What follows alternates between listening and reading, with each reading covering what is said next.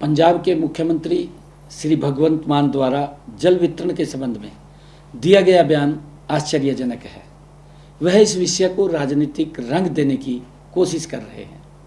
मैं स्पष्ट करना चाहता हूं कि एसवाईएल का मुद्दा माननीय सर्वोच्च न्यायालय की देखरेख में है, परंतु यह एसवाईएल के पानी का विषय है ही नहीं, यह विषय पीने के पानी का है। मैं बताना चाहता हूं कि हर वर्ष अप्रैल, मई और जून के महीने में हरियाणा कॉन्टैक्ट पॉइंट पर 9000 क्यूसिक पानी बीबीएमबी द्वारा दिया जाता है। मान साहब, वर्ष 2022, 23 और 24 में कभी भी अप्रैल, मई और जून के माह में आज तक हरियाणा कॉन्टैक्ट पॉइंट पर 9000 क्यूसिक से कम पानी नहीं दिया गया है। जो पानी बीबीएमबी एचसीपी पर भेजता है उसमें दिल्ली के पीने के पानी का हिस्सा 500 क्यूसिक है, राजस्थान के पीने के पानी का हिस्सा 800 क्यूसिक है और खुद पंजाब के पीने के पानी का हिस्सा 400 क्यूसिक है। इसी प्रकार हरियाणा के पीने के पानी का हिस्सा 6800 क्यूसिक ही रह जाता है। मान साहब द्वारा यह दावा किया गया कि हरियाणा अपने हिस्से के पीने का पानी मार्च में ही उपयोग कर चुका है। यह बयान तथ्यों से परे है। वास्तविकता यह है कि हरियाणा को अभी तक उसका पूरा हिस्सा प्राप्त ही नहीं हुआ है। पिछले एक सप्ताह में हरियाणा को केवल 4000 क्यूसिक ही पीने का पानी प्राप्त हुआ है, जो हरियाणा की कुल मांग का लगभग 60% है। यदि बीबीएमबी हरियाणा की मांग के अनुसार शेष पानी उपलब्ध कराता है तो यह भाखड़ा डैम के जल भंडार का मात्र 0.0001% होगा। इससे भाखड़ा के जल भंडार पर कोई प्रभाव नहीं पड़ेगा। यदि हरियाणा के कॉन्टैक्ट पॉइंट पर कम पानी आता है तो दिल्ली में भी पीने के पानी की आपूर्ति प्रभावित होगी। मान साहब, जब तक दिल्ली में आम आदमी पार्टी की सरकार थी तब तक दिल्ली जाने वाले पानी पर आपकी सरकार को कोई आपत्ति नहीं थी, लेकिन अब दिल्ली में आम आदमी पार्टी की सरकार हार गई है तो दिल्ली की जनता को सजा देने के लिए मान साहब यह बयानबाजी क्यों कर रहे हैं।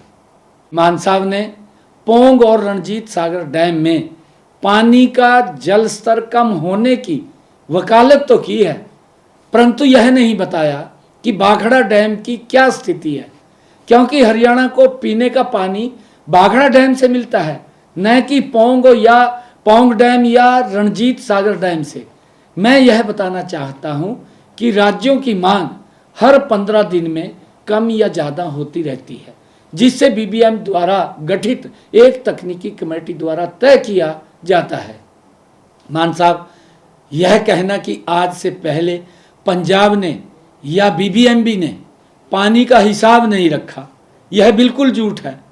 एक एक बूंद पानी का हिसाब बीबीएमबी के साथ साथ राजस्थान, पंजाब, दिल्ली और हरियाणा की सरकारों के पास हर समय रहता है। मान साहब, इस विषय पर मैंने 26 अप्रैल को स्वयं फोन पर आपको बताया था कि बीबीएमबी की टेक्निकल कमेटी ने पंजाब, हरियाणा, दिल्ली और राजस्थान को पानी छोड़ने का जो निर्णय 23 अप्रैल को लिया था उसके क्रियान्वयन में पंजाब के अधिकारी आनाकानी कर रहे हैं। उस दिन मान साहब आपने आश्वासन दिया था कि शाम तक पानी छोड़ देंगे और आपने मुझे यह भी कहा था कि आप मुझे फोन पर बधाई भी देंगे। मान साहब, परंतु अगले दिन 27 अप्रैल को दोपहर 2 बजे तक पंजाब के अधिकारियों ने कुछ नहीं किया, बल्कि हरियाणा के अधिकारियों के फोन तक नहीं उठाए।